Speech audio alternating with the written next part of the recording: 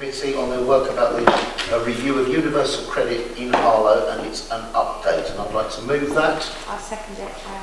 Thank you. I wanted to draw councillors' attention to this particular report, if I can find my notes. I can't at the moment. Oh, here they are. The Trussell Trust says food bank usage is 4 times higher in areas where universal credit has been rolled out. Our food bank is reporting double the usage and is saying they're running out of food. The Trust says people with disabilities are being forced onto universal credit. Mind, the mental health charity, says many people with mental health problems could see their benefits stopped entirely as they're forced onto universal credit. And disabled people risk losing their homes under universal credit. The Child Poverty Action Group says universal credit will put more children in poverty. And these are findings that are supported by a government survey. The universal credit is creating hardship. The National Audit Office said this means the change to universal credit could actually end up costing the state more. Now, I'm not going to read out every item of this report, but I think it is worth noting, if you turn to page 11, the detailed comments of how this is going to affect Harlow. I find it... Remind members across this chamber that under the old system, under the Labour imposed system, 1.4 million people spent most of a decade trapped on benefits, relying on a welfare system that did not work. Under that system, people could receive up to £100,000 in benefits, and did, paid by taxpayers who earned just a fraction of that. Under the old system, people had to go to DWP, to HMRC, to their local housing authority, and potentially more to get their benefits, whereas now they're going to one place. And the system has been proven to work in getting more people into work, which was the aim of universal credit. We now have more people in work than ever before. We now have the lowest unemployment rates in the country than ever before. You may not agree ideologically, but I do not think anyone can disagree that the system has worked and it has pushed people into work. And many of those people are grateful that it now pays more to work than it does to be on benefits. Thank you, Councillor Johnson. Councillor Mullard. Give credit to Councillor Johnson for trying to defend the indefensible. So let's just take this on the basis, let's have the political row. The Secretary of State, who was in charge for bringing up this proposal of universal credit, resigned because the government pulled so much money out of it that he didn't want his name associated with it. And let's go into the numbers. There has been a 400% rise in the number of universal tenants in this town who are now in arrears on their rent, from 170 to 680 in arrears. This policy is affecting people in Harlow and is causing them abject misery. Mullard. Councillor Vince. Yeah, I'm not going to play political football on this one. I was part of the scrutiny committee, and actually I think it was a scrutiny committee where we looked at this without playing politics, and actually Councillor Charles had a comment at the time that we're not going to play politics with this. However, as Councillor Mullard has said, it is affecting people's lives in Harlow. There are people in rent arrears because of the rollout of universal credit. We can get into the politics behind universal credit, but at the moment it is here. And as a council, we've got to look at what we can do as councillors to support our residents to deal with it. So let's not play political football. I'm a little bit tired of hearing this statistic about the rise of employment. If there's a positive correlation between employment and food bank usage, then clearly we've got a problem with the terms of employment that are being... It's simple, isn't it? But let's not play political football. Let's actually talk about, as a council, what we're going to support these people. And that actually is what we discussed in that scrutiny committee. We didn't get into the party politics about it. We actually said, look, what are we going to do to support people in Harlow? Which is what I'm talking about. I'm talking about what we need to do to help people in Harlow. Thank you, Councillor Vince. One at a time, please. If I may, Chair. I certainly won't speak party politics about this. I want to speak from my own personal perspective as a professional that's helped disabled people into employment. I worked for a national charity that worked on both work choice and work programme that helped thousands of individuals, whether they were disabled or people that had a range of difficulties, work their way into full-time employment. And that's a national success story that we should all congratulate the charities that work in this country alongside big government contracts that aim to do that. As Councillor Johnson has said, there is record employment levels in this country, and that's a success for disabled people that wanted the opportunity to work. And if you look at the charities that help people into employment, you see time and time again the case studies of people who are sitting on benefits, wanted to work, got employment, and are now living a fantastic life, thinking that they are contributing to society through their employment. They're happy, they're living positive lives, and that's what we should all encourage as councillors and work with those individuals when you look at what the charitable sector is achieving. Clearly, at the Scrutiny Committee, I thought there was a good discussion with the DWP manager for the local area. Some of the questions I asked, of course, that are important to all councillors were the support that is given to vulnerable people, whether they be disabled, have learning difficulties, or anything like that. I thought the response from the DWP manager was very helpful because it showed the support that people are given in order to navigate universal credit. In particular, the government has moved to bring in support measures for individuals who are in arrears. They are speeding up the process upon which people can access universal credit. That came in April, and they are trying to address some of the issues around advances so that people transitioning onto universal credit get better support. Clearly, this is rolling out across the country.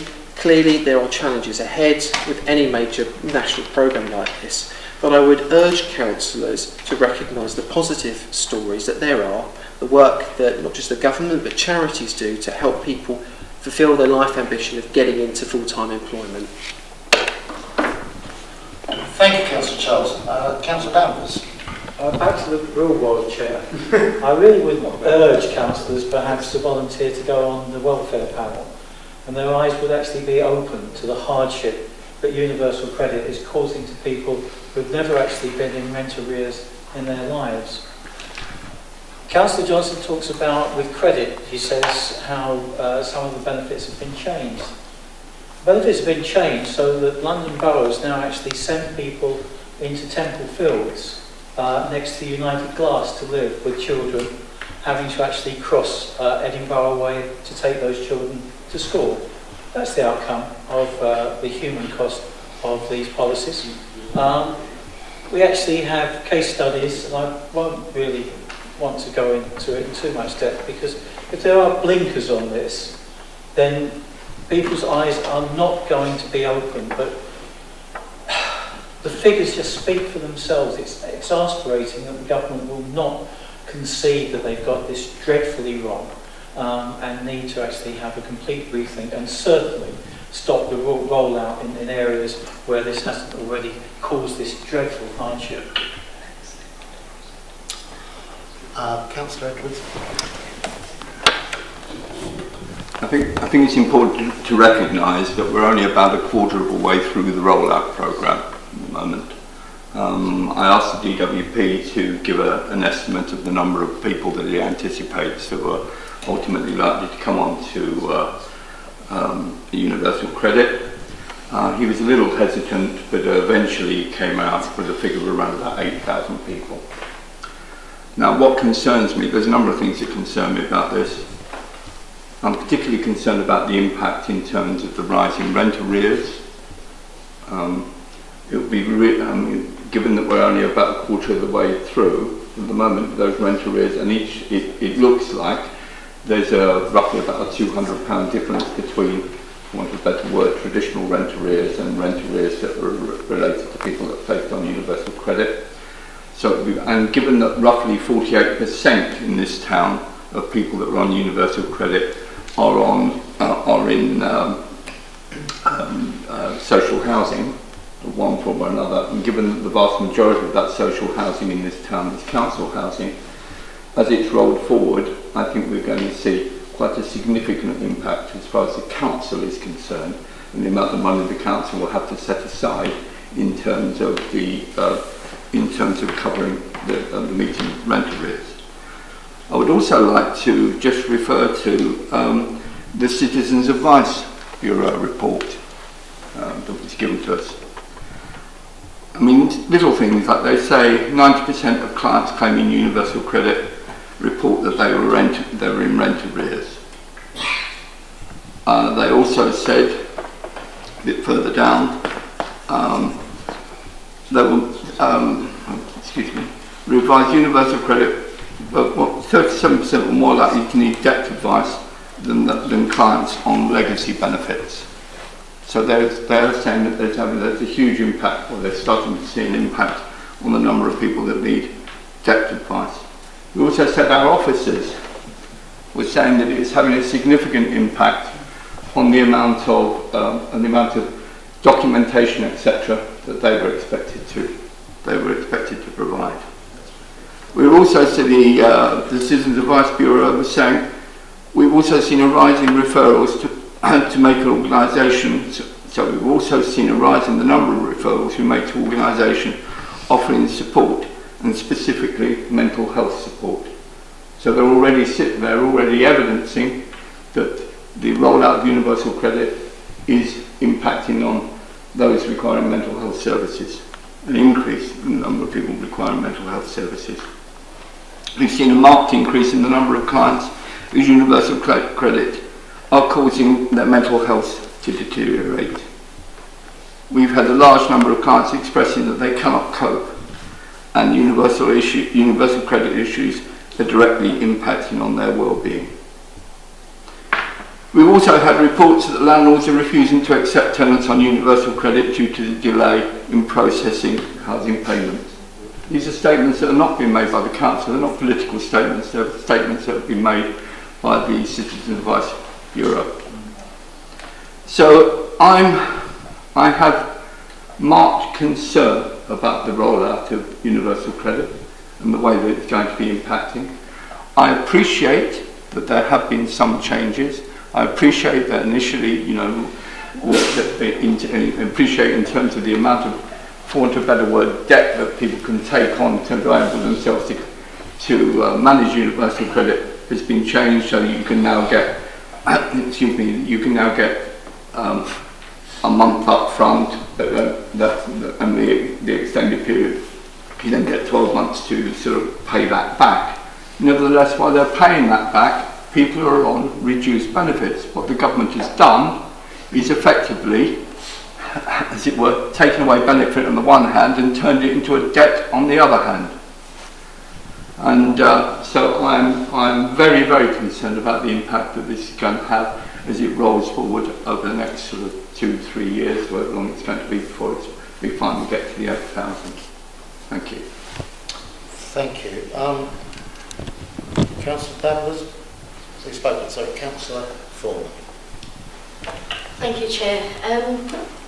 A lot of people who are actually on universal credit are actually in work and they're still struggling because of their low wages. And what we don't want to see is people have to go to food bank or get into arrears, like Councillor Danvers said. If there's a welfare panel here, and you see a lot of issues this way. And this causes a lot of stress, anxiety, and it's making people's lives a misery, especially with children, people with children. These kids have to go to school, have to study, and try and make a better life for themselves. But with parents on arrears in their rents, and especially if they are in private rent, they become homeless. And homelessness will start increasing, and they put in B&Bs. What kind of a life is that? Or they go to Temple Field, like they were saying. London send their people there. This is not a life we want to give people in Harlow. We want to give them a better future, and so that those children are our future and they get a better way of living. And that's what it's about. So really the government, I hope Robert Halfon will understand that and will go to to the Commons and explain the issues that are happening in Harlow, because this is not a way of living. Thank you. Any other statements before I round up? Okay. Look, nobody objects to the idea of rolling many different benefits into one. Nobody objects to simplifying a system that enables people to work when work is available and simplify the benefit system so that it provides a safety net when needed. The idea isn't the problem. It's the implementation of it and the effects that it's having. This report shows an increase in mental health issues in Harlow. This report shows increased rent arrears for residents in Harlow. This report shows increased threats of homelessness, especially for the vulnerable. This report shows a record use of food banks, despite the levels of employment. Members of the opposition here today have said that's a thorough success. Clearly I need to get out my dictionary because that's not my understanding of the definition of success. Are we all agreed that we note item 8B, the referral from scrutiny? Agreed.